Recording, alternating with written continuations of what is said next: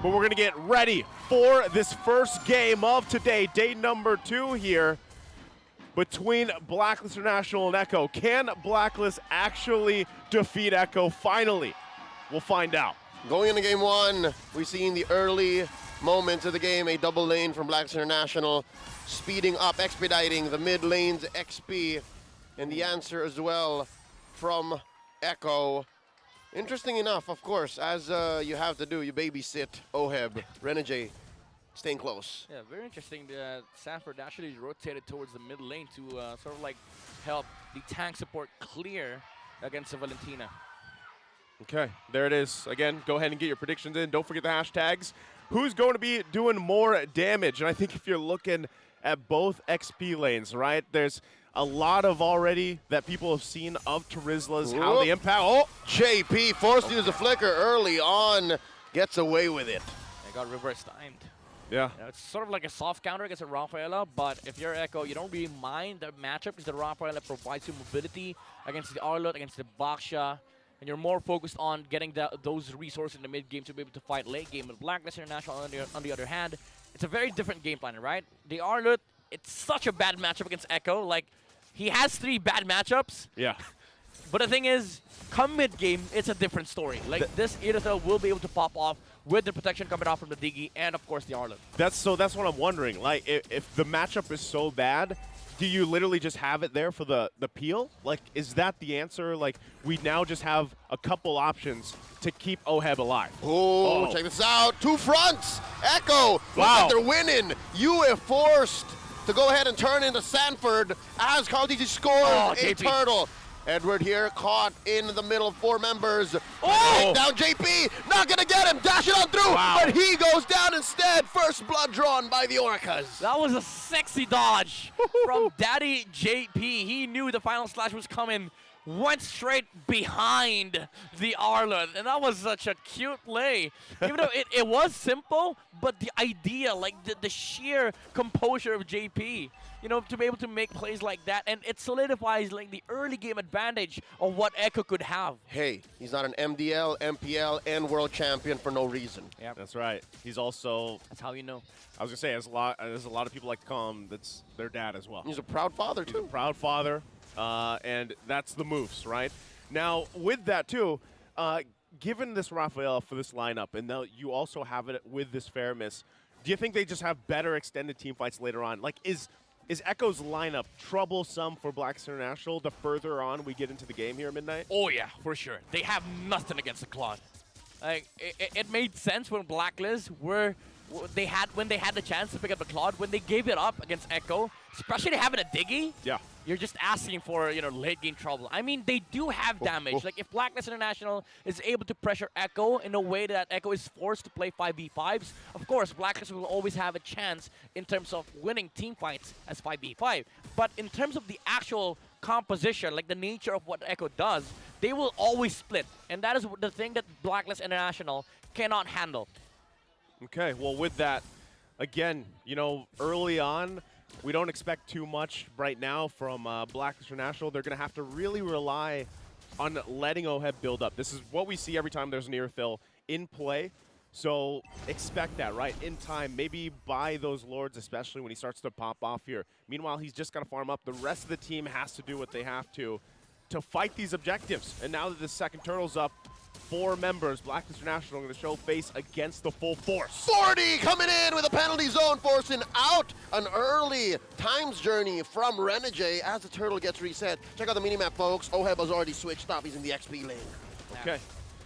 That was kind of an oopsie from Echo. Somebody reset the turtle. It wasn't really the call. Yeah. But BLACKLIST International, again, somebody is forcing out the times journey. This is the thing that I like about Echo's gameplay. Nobody is hesitating against these counters. I mean, if you're going to use a times journey, might as well use my penalty zone so that you're forced to use the times journey, but then it's not on your own terms. Yep, and it's a beautiful dynamic that Echo has. They know that they're proactive. They know that if they can force something out of BLACKLIST, they're having their way. Coming in, Sensui. There's a holy baptism. Put down half health. Sensui does not have his full kit. He's already rolled in. And JP and Ben. Oh, Lord, the burst from Oheb. In comes Carl Teasy from the flank. Sanji and Sanford as well. Reverse time on a big old Halloween panda. And there's a penalty zone. They caught Oheb. They answer back with another realm. Blazing duet. Yeah, Renegade put down to a fraction of his health. They traded out already. Oheb down. They're still going. Edward dashes on through. Sanji down 2 for 1. The trade. Final slash. Sanford, where you going? Down underneath the ground. Agent Zero gets 2K. There you go. The team fight for Blacklist International. They don't really lack damage. Wow. But the focus part from Echo was there. They were able to shut down Oheb. But you see the strength of how Blacklist is able to peel for their heroes. They are just able to group up and continuously fight with this Arlott. Because the thing is, hello, Yue! Down he goes. You were saying. All right. That was a very good pickoff coming out from Echo. But again, Blacklist International, the way this lineup works is that you just have so much to deal with in the front lines. They won this fight. Reverse time on the Carl Deasy, forcing out a heavy spin and another realm. Echo and Black not letting Midnight finish his thoughts. Exactly. You know, that's how really that's frustrating. That's how it feels for Echo. Like, the way you want to approach this fight is you want a clean team fight, right? You want to be able to force out the Time's Journey, force out the Nether Realm, use the Blazing Duet and Heavy Spin to deal with Blacklist International, but they're not letting you. You know what's funny? Every time you fight into them, they distract you. And not only that, but I feel like every analyst that sits on a desk with an Echo game is literally, if you vision the Echo Express and the analyst is trying to talk while the train is going. Like, that's what it feels like, because I mean, when they can counterpunch, when they can initiate, whatever they decide to do, they're usually able to find it. But right now, I would say it's even Stevens, right? And now Carl Teasy is going to be forced out of this. Oh, big damage coming in. Penalty zone, heavy spins, and Sui already pressed the retribution. They scored. Time's Journey, ensuring that Blacklist will be able to get at least one as they pile on to Sanford. Yue gets the kill off camera, though. Echo called for the trade, pushed in that gold lane tier 1. Great answer. Yeah. Again, that's what we see. Answer back and forth between both teams right now. And this is great to see, because it's literally them both just duking it out here. Here they go again, Carl Teasy. Oh, they're not done, man. They want to take down Carl Teasy. Put down to a 1/5 of his health. Heavy spin, stolen away by Yue. No veil, and a final slash. Carl Teasy still here. Put down to a 1/10 of his health. Sanji gonna get popped. Nether Realm underneath tier 1 in mid. He's alive. Sensui looking to commit Grand Theft Orange. Can Carl Teasy survive? He does, but only a second more. 2 kills coming in.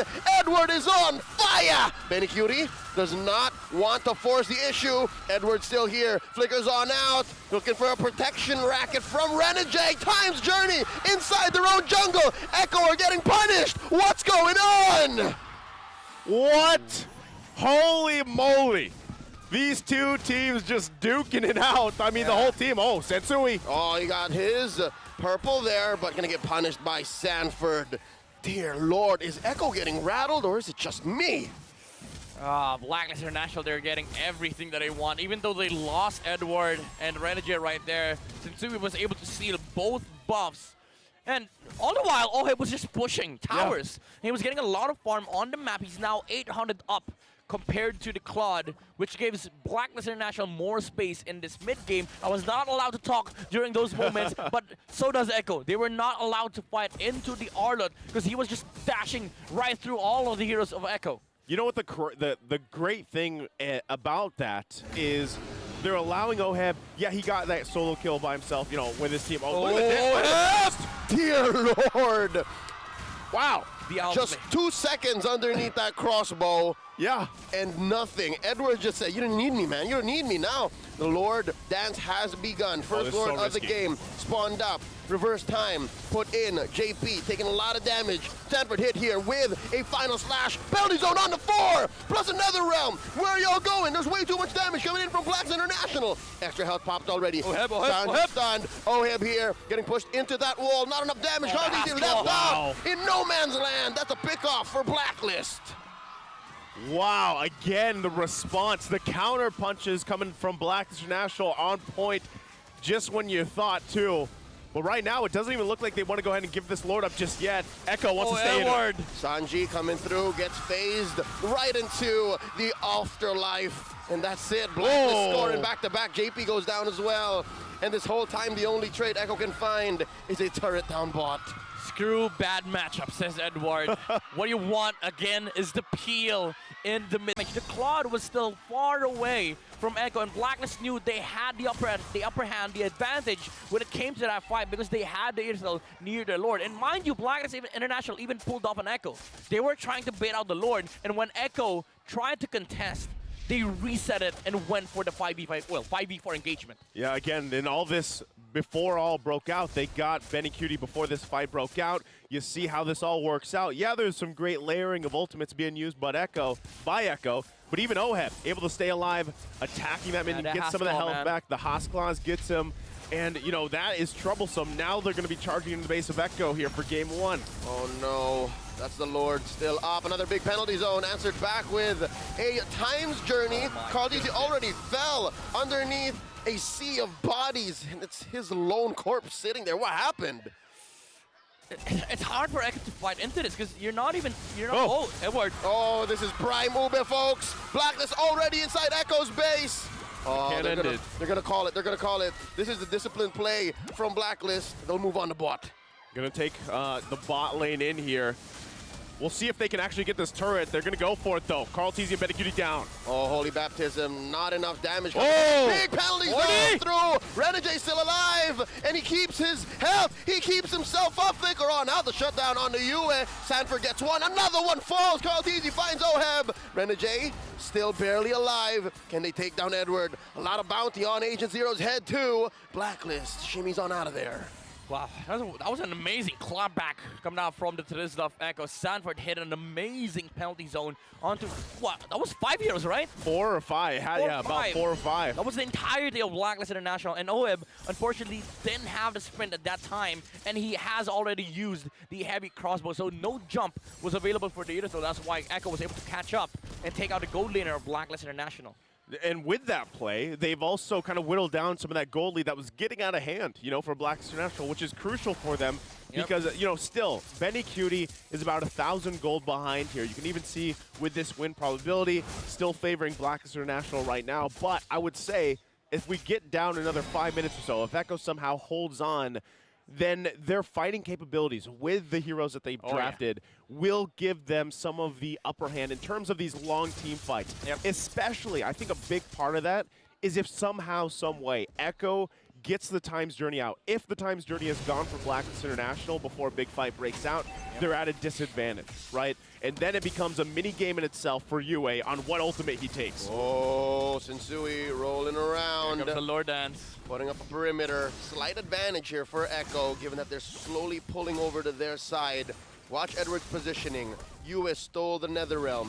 Very key ult here. Benny Cutie looking for some stacks on the Art of Thievery. Doesn't have enough. Be my on out. Sanji, though, very skittish. And Sui looking for one. Oh, he catches Carl Teasy. When's he gonna break out? They're gonna hold him here. Ouch, Carl. Wow. And there's a final slash coming in. The answer, the Netherrealm. They're all scrambling underneath. Extra life taken down. Benny. No more extra HP coming in. Blazing Duet. Benny Cutie gets blasted here by Yue. And Blacklist are calling all the shots. Down goes Oe, but traded out for 3. Down goes Sanji, down goes JP. Benny Cutie as well. Carl Teasy bites it. It's just 40 and Sanji. What a fight. Again, this whole game has been these just crazy fights, skirmishes before and now full-on team fights breaking out, but still Sanji and Sanford, the duo, don't want to let this Lord just go away here. Oh, nothing comes for free. Next big objective here, a Luminous Lord, Carl Teasy, about 10 seconds away. JP and Benny Cutie just spawned. Black's gonna blitz this. They got this one. So now it's up to Echo once again on the defense. Based on that last team fight, do you think they have what it takes to stay in this game Midnight? Because Benny Cutie's Blazing Duet was not very threatening there. I mean, I don't know. With Blacklist International having a Lord in the mid, they could just utilize a Lord with Time's Journey and Netherrealm to let Oheb tower lock versus Echo. They do have the damage, but again, as you've said, Benny Cutie not the best position to pull off the Blazing Duet, especially with the nerf. You don't really want 4 heroes soaking up the damage of the Blazing Duet. Even though it looked threatening for Echo, it wasn't really the right call, as they still had all the the kits that they're able to pull off from BLACKLIST International. For one, Yue, with all the skills that he has, he's going to be able to burst down your marksman. So I think Benecutie pulled off the trigger so early. Well, we're going to find out. Lord now in the mid lane. BLACKLIST International going to walk it through. Echo's got to handle it. Turret at the top goes down. 2 waves, top and mid coming in. It's already broken out. Ult's coming in from Sensui. The realm has been popped. Penalty zone from 40, and they're still waiting. 40 goes down. Oheb slays him. Still alive. Already extra HP spent in from Echo. BLACKLIST still has a few bits of buffer. God, Edward! Down goes Benecutie. And BLACKLIST are looking to end it right here, right now. A big final splash coming in from Agent Zero. Ladies and gentlemen, that's it. The Agents are going to draw first blood. And this winning moment is brought to you by our official sponsor, FWD Life Insurance. And BLACKLIST International takes game 1.